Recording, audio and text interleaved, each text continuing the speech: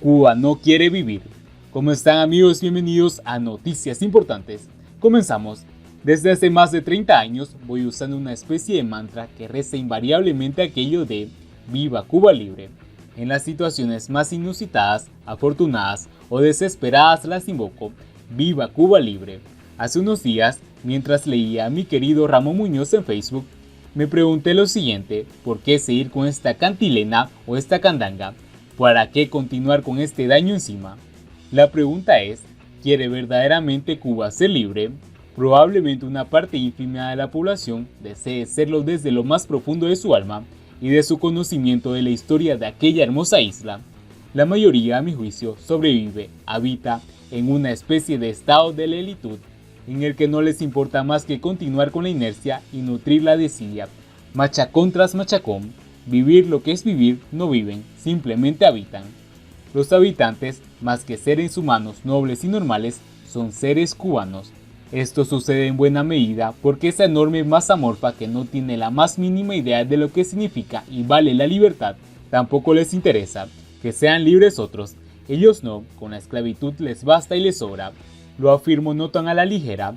Hace poco me mandaron uno de esos videos de Cuba que me dejan una semana con una punzada en el simpático, el hígado repateando y molido, más la aguda e insistente migraña, en el que un periodista independiente le pregunta al policía que tenía enfrente: ¿no quiere usted ser libre? Entonces el guarapito, entre lo vacilante y orondo, así como medio aturdido, mirando hacia todos lados por si alguien lo oía, soltó aquella frase memorable para los anales de la historia del castrismo: ¿y por qué recojines tengo que ser yo libre? Que lo sean ellos. ¿A quién le entran ganas entonces de seguir defendiendo a ese pueblo en las tribunas internacionales después de oír semejante barrabasada? Yo creo que a nadie, en mi justo juicio. Lo mejor es dar la espalda el consabido portazo. Y sin embargo, aquí seguimos con el mantra dañino, bebiendo buchitos en una especie de compota de palo, el cual representa no sé qué, tal vez de lo que llaman el descaro de la Coca-Cola del olvido, olvidando ellos a su vez que han vivido la tira de años de nosotros, del exilio, todo lo que han querido sin disparar un chícharo, y mejor que 11 millones de niños criados en el extranjero, como decían antes, la catástrofe o el cagástrofe. Entonces, ya que, poniéndose de acuerdo, sueltan así, tan al desgaire, eso de que no necesitan ser libres, me pregunto si añoran de verdad vivir o vivir de verdad, si el verbo vivir les dice todavía algo en su significado completo. Si es que vale la pena vivir sin libertad, porque querrían vivir sin libertades. Sin libertades se pueden conocer y experimentar la ciencia cierta de lo que es la vida. No, desde luego no. No, reitero, Cuba no vive ni ansía vivir. Cuba vegeta o habita en este planeta porque, con el perdón, dicho de ellos mismos y comprobando lo comprobado, un número nada deseñable de cubanos no necesita ser libre y mucho menos aspira a vivir. Entonces, ¿por qué tanto Viva Cuba Libre? En fin, no debo reconsiderar mi mantra, quizás solo usarlo con algunos cubanos, los que de verdad lo aplican y lo entienden, lo necesitan y lo empoderan. Siguiendo con las noticias, llega a Cuba la ayuda recogida en el exilio en Miami. La activista Rosa María Payá aseguró que las donaciones recolectadas en mayo pasado arribaron al puerto de Mariel en Cuba.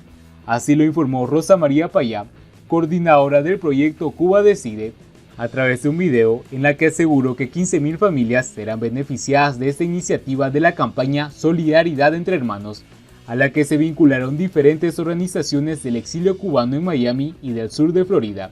Estamos muy felices de poder anunciar que llegó a Cuba. Es la totalidad de las donaciones recogidas por la iniciativa de Solidaridad entre Hermanos. Se encuentra ya en la isla, recalcó la activista. Las donaciones fueron acopiadas el pasado 16 de mayo y en días posteriores en una bodega facilitada por el Ayuntamiento de Miami. El objetivo es que los productos sean recibidos y distribuidos en la isla de manera directa por algunas iglesias y miembros de la sociedad civil independiente que se sumaron a la campaña ante la grave crisis que atraviesan las familias cubanas. De acuerdo con Payá, las iglesias han estado a cargo del envío y la recepción de las ayudas durante la última semana, confirmaron los contenedores que se encontraban en el puerto. Estas iglesias han sido notificadas por las navieras y han cumplido con todos los requisitos establecidos y también han terminado todos los procesos regulares, afirmó la activista. Los cubanos que recibirán estas donaciones esperan productos debidamente sellados y no vencidos, según se informó durante la jornada de recolección de ayudas. En el video compartido por Solidaridad entre Hermanos, Payá señaló que, como ustedes pueden ver, la foto muestra la ubicación de la carga del Puerto Mariel en Cuba. Acotó: alertamos a la Aduana General de la República y a su jefe, Nelson Cordobés Reyes, que cumpla con su obligación legal de entregar los contenedores a la iglesia, que son las dueñas legales de esta carga, para ser distribuida entre las familias más necesitadas. Durante la convocatoria de la campaña de recogida de donaciones, se especificó que solo se recibirían productos como detergente, jabón de lavar y para el cuerpo, barra líquido en gel, mascarillas, guantes, toallas desinfectantes, desinfectantes líquidos en gel, para adultos o para niños, pañales, leche en polvo, barras de proteínas y comida enlatada. Voluntarios de diversas organizaciones y miembros de la comunidad, junto al alcalde de Miami, Frances Suárez, se unieron a esta campaña, entre los que destacaron, además de Payá, el presidente del Movimiento Democracia, Ramón Saúl Sánchez, el presidente de la Fundación para la Democracia Panamericana, Omar Bento, y el director de esas organizaciones, Víctor Pujals. Entre momentos, estamos alertando también a todos los miembros de las iglesias y de la sociedad civil independiente y la oposición que se ha comprometido con la distribución de esta ayuda, estar atentos porque en cualquier momento empezamos. A todos los que han estado pendientes en el mundo y en Cuba, este es el momento de actuar porque Cuba está en crisis y la ayuda llegó, dijo finalmente la activista Payá. Siguiendo con las noticias, ¿qué falló en La Habana? El peso de la capital y la nueva normalidad en Cuba. Los nuevos focos se generaron en fiestas privadas, celebraciones religiosas, bares, entornos laborales como una construcción, y también hay 3 brotes en la capital, donde se localizan en las playas a las que acuden los habaneros.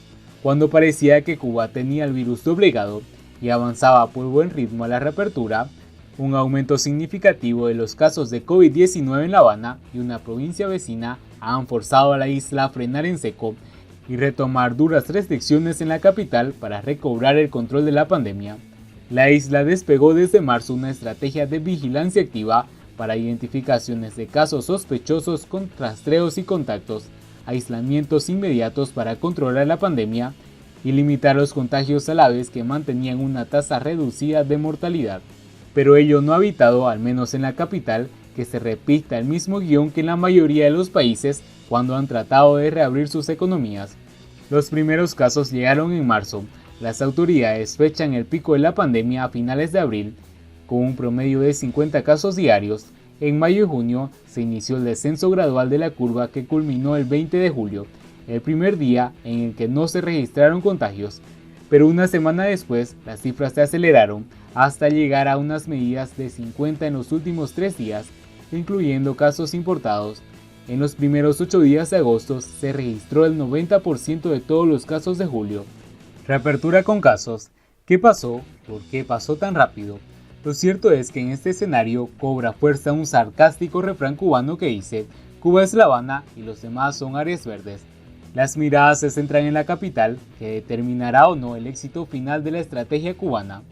El aumento de los contagios ha sido gradual desde principios de julio en La Habana, cuando entró en la primera fase de reapertura, un plan nacional de normalización de 3 etapas y por el que la mayoría de los países transitaba desde semanas antes sin rebrotes. En la capital, con más de 2 millones de habitantes, fue distinto. De hecho, todos los contagios detectados ahora en las provincias Santa Clara, Artemisa, Pinal del Río, donde el virus ya era solo un mal recuerdo, también se relacionan con viajes a La Habana. Hay que separar las cosas. La Habana es parte de Cuba, pero hasta el momento el aumento significativo en los casos se produce fundamentalmente en la capital. Como con otras naciones, en Cuba no se sabe homogeneizar el análisis y por lo tanto las medidas a implementar. Por ahora el resto del país continúa con la evolución epidemiológica favorable. Un experto cubano, cuyos detallados y didácticos análisis sobre el desarrollo de la pandemia en Cuba han sido aplaudidos por sus compatriotas en redes sociales, considera que varios factores aplican a lo ocurrido, pero no cree que la razón principal de la tendencia actual resida en una reapertura prematura de la capital. Y bien amigos, así vamos terminando las noticias importantes del día de hoy. ¿Cuál es su opinión? ¿Ustedes creen que verdaderamente los cubanos no quieren vivir libres? No olviden dejar sus opiniones en los comentarios. Muchas gracias y nos vemos en el siguiente.